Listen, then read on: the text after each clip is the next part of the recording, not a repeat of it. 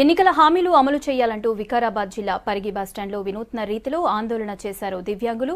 మహిళలకు ఆర్టీసీ బస్సుల్లో ఉచిత ప్రయాణం కల్పించినట్లే తమకి కూడా అవకాశం ఇవ్వాలంటూ చుడీదార్లు ధరించి నిరసన తెలిపారు. పెన్షన్ 6,000కు పెంచుతామన్న హామీ ఏమైందని ప్రశ్నించారు. బ్యాక్లాగ్ పోస్టులు ఎప్పుడు భర్తీ చేస్తారని నిలదీశారు దివ్యాంగులు.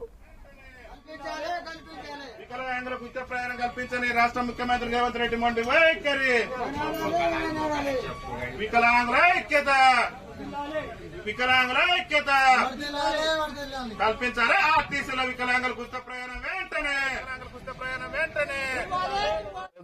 తెలంగాణ రాష్ట్ర ముఖ్యమంత్రి రేవంత్ రెడ్డి గారు అసెంబ్లీ ఎన్నికల మేనిఫెస్టోలో చెప్పిన విధంగా మరి ఆర్టీసీలో వికలాంగులకు 100% రాయితీతోని ఉచిత ప్రయాణ సౌకర్యం కల్పించాలని చెప్పేసి ఈ రోజు వికారాబాద్ జిల్లా పరిగి బస్టాండ్ లో మేము పంజాబీ డ్రెస్లు వేసుకొని రాష్ట్ర ప్రభుత్వానికి నిరసన తెలియజేయడం జరిగింది.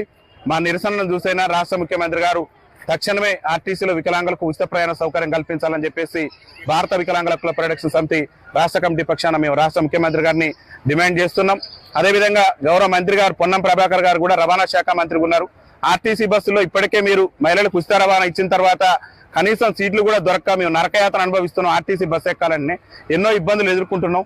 అయినప్పటికీ ఇవాళ ఎంతో మంది ప్రభుత్వ ఉద్యోగస్తులకు మీరు ఉచితం ఇచ్చి మా పట్ల వివక్ష ప్రదర్శించడం అనేది మంచిది కాదు. కాబట్టి ఆర్టీసీలో అంగవైకల్యంతో బాధపడుతూ దుర్భర జీవితాలు గడుపుతున్న వికలాంగులందరికీ కూడా ఆర్టీసీలో ఉచిత ప్రయాణ సౌకర్యం కల్పించాలని చెప్పి రాష్ట్ర గౌరవ ముఖ్యమంత్రి రేవంత్ రెడ్డి గారికి మేము విజ్ఞప్తి చేస్తున్నాం.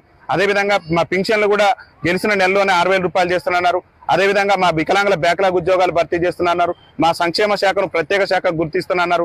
మా పట్ల ప్రభుత్వం ఏదైతే కాంగ్రెస్ పార్టీ అభయాస్త్రం ఎన్నికల మేనిఫెస్టోలో ఇచ్చినటువంటి హామీలు ఉన్నాయో ఆ హామీలన్నింటినీ కూడా తక్షణమే నెరవేర్చాలని చెప్పేసి మేము డిమాండ్ చేస్తూ ఈ రోజు ముఖ్యంగా ఎందుకంటే పక్కన అప్పులు ఉన్నటువంటి ఆంధ్రప్రదేశ్ రాష్ట్రంలో అక్కడ ఉన్న రాష్ట్ర ప్రభుత్వం వికలాంగులకు ఉచిత ప్రయాణం ఇచ్చింది.